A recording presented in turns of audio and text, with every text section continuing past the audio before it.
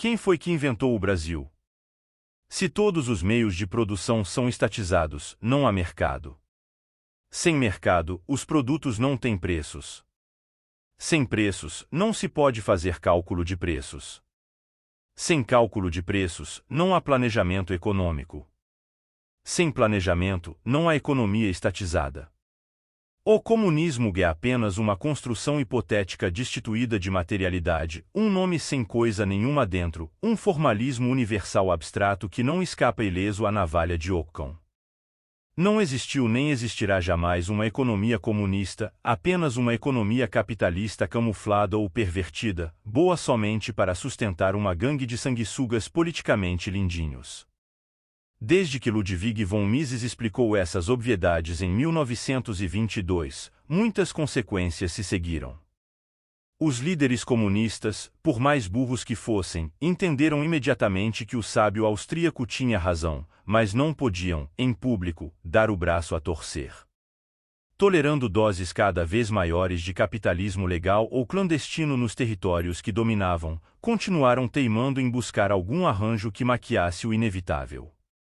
Eduard Kardelis, ministro da Economia da Iugoslávia, chegou mesmo a imaginar que seria possível uma comissão de planejadores iluminados determinar um a um, por decreto, os preços de milhões de artigos, desde aviões supersônicos até agulhas de costura.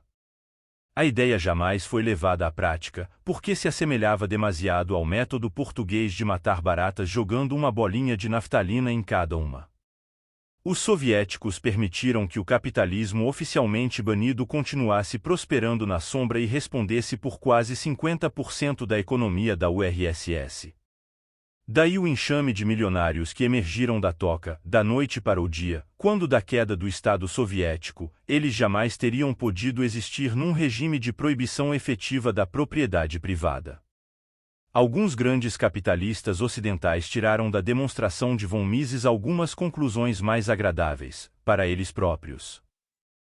Se a economia comunista era impossível, todos os esforços destinados nominalmente a criá-la acabariam gerando alguma outra coisa. Essa outra coisa só poderia ser um capitalismo oculto, como na URSS, ou um socialismo meia-bomba, uma simbiose entre o poder do Estado e os grupos econômicos mais poderosos, um oligopólio, em suma.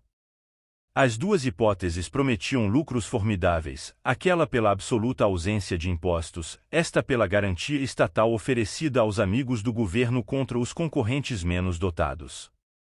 Se a primeira ainda comportava alguns riscos menores, extorsão, vinganças pessoais de funcionários públicos mal subornados, a segunda era absolutamente segura.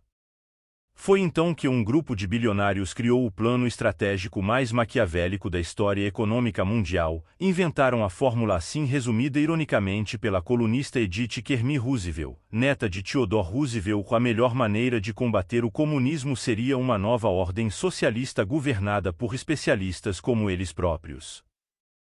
Essa ideia espalhou-se como fogo entre os membros do CFR, Council on Foreign Relations, o poderoso think tank nova-iorquino. A política adotada desde então por todos os governos americanos, exceto Reagan, para com o Terceiro Mundo, na base de combater a extrema-esquerda ou mediante o apoio dado à esquerda moderada, foi criada diretamente pelo CFR. O esquema era infalível: se os moderados ou vencessem a parada, estaria instaurado o monopolismo; se os comunistas subissem ao poder, entraria automaticamente em ação o plano B, o capitalismo clandestino. A extrema-esquerda, apresentada como o inimigo, não era na verdade o alvo visado, era apenas a mão esquerda do plano. O verdadeiro alvo era o livre mercado, que deveria perecer sob o duplo ataque de seus inimigos e de seus defensores, os quais, usando o espantalho da Revolução Comunista, o induziam a fazer concessões cada vez maiores ao socialismo alegadamente profilático da esquerda boazinha.